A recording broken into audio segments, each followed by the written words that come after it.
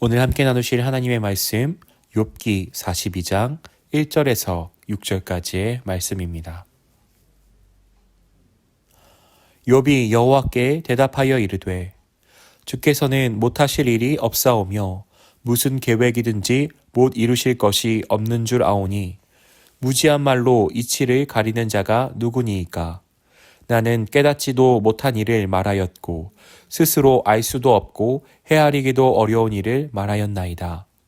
내가 말하겠사오니 주는 들으시고 내가 주께 묻겠사오니 주여 내게 알게 하옵소서.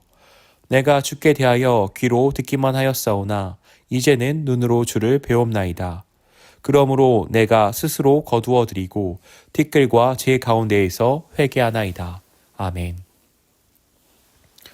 우리가 지금까지 살펴본 욥기의 말씀을 다시 한번 정리하는 시간을 갖고 싶습니다.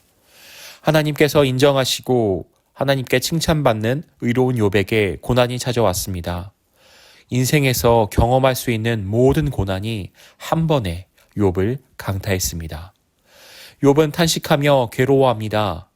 욥을 위로하기 위해 찾아온 친구들마저도 욥의 고난은 죄 때문이니 그에게 회개하라고 욥을 정죄합니다. 욥은 자신은 죄 때문에 고난을 당하는 것이 아니라 억울함을 토로합니다. 욥은 자기 고난의 이유에 대한 하나님의 대답을 듣기를 원합니다. 죄를 짓지 않는 자신이 죄인들이 받아야 할 고난의 형벌을 받고 있다는 사실에 하나님의 공의가 과연 제대로 실현되고 있는 것인지에 대해 의문을 갖습니다. 하나님께서 말씀을 마치시고 욥이 이제 하나님께 대답합니다.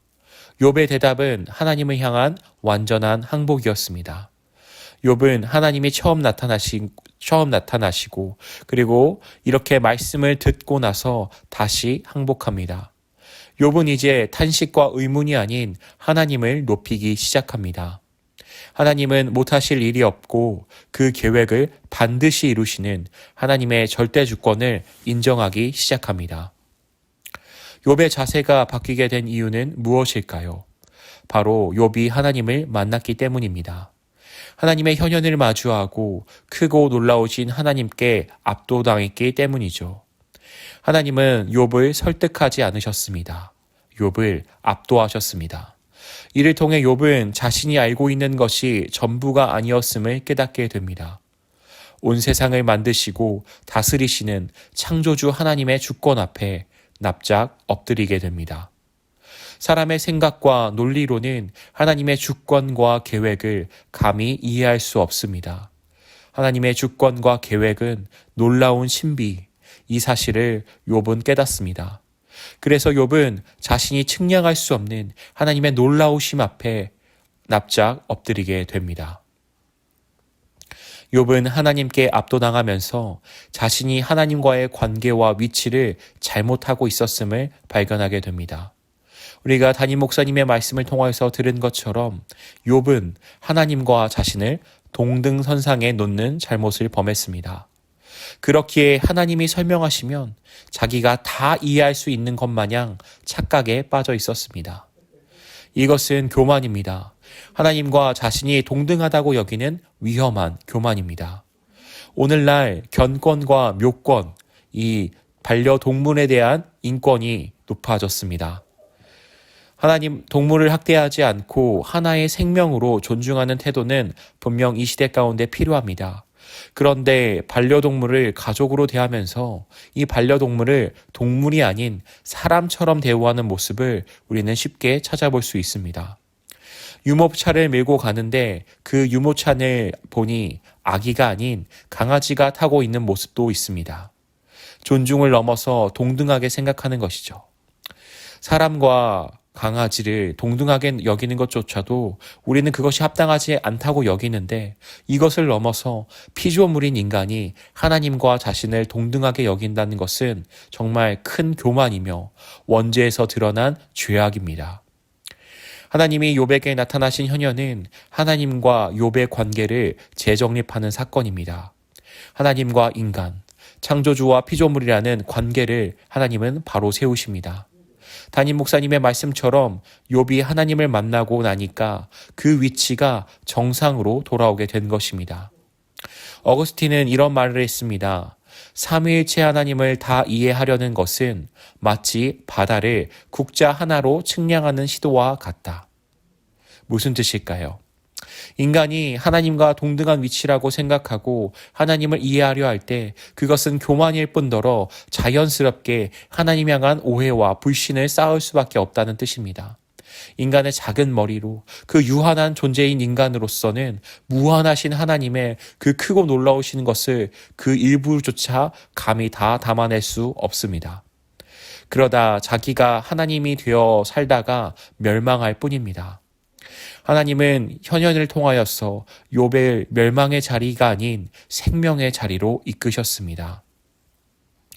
자기가 하나님인 양 살아가는 그 불쌍한 인생으로 살아가는 것을 원하지 아니하시고 하나님을 경외하는 생명의 자리로 이끄신 것입니다. 이제 욥은 자신이 무지한 말로 이치를 가렸다고 고백합니다. 자신의 한계를 철저하게 인정하며 동시에 하나님의 하나님 되심을 인정합니다. 욥은 이렇게 말합니다. 내가 주께 대하여 귀로 듣기만 하였사오나 이제는 눈으로 주를 배움나이다. 무슨 말씀일까요? 욥은 분명 하나님을 알고 있었고 하나님을 잘 섬기던 사람이었습니다. 그러나 그때 가졌던 하나님에 대한 알은 제한적 경험이었습니다. 그러나 이제는 고난을 겪고 나서 하나님의 말씀과 현현 앞에 압도당한 뒤에는 하나님에 대한 알미 훨씬 더 깊어졌다는 의미입니다. 욥은 하나님과의 인격적인 관계 가운데 나아가기 위해 귀가 아닌 눈으로 하나님을 뵙는다고 고백합니다. 이어 욥은 하나님께 회개를 합니다. 내가 스스로 거두어드리고 티끌과 제 가운데에서 회개하나이다. 욥이 한 회개는 무엇인지 살펴보고자 합니다. 하나님을 많이 알고 있지 않으면서도 하나님을 전부 알고 있었던 것처럼 말했던 것에 대한 회개입니다. 하나님의 공의가 계속해서 실현되는가에 대한 의문을 품었던 것에 대한 회개입니다. 우리가 회개를 생각할 때 회개라는 것을 후회라고 생각할 때가 많이 있습니다. 그러나 회개는 후회가 아니라 돌이킴입니다. 욥이 회개했다는 것은 자기의 잘못을 하나님께 시인하고 용서를 구했을 뿐만 아니라 이제 하나님께로 자기 자신을 온전히 돌이켰다라는 의미입니다.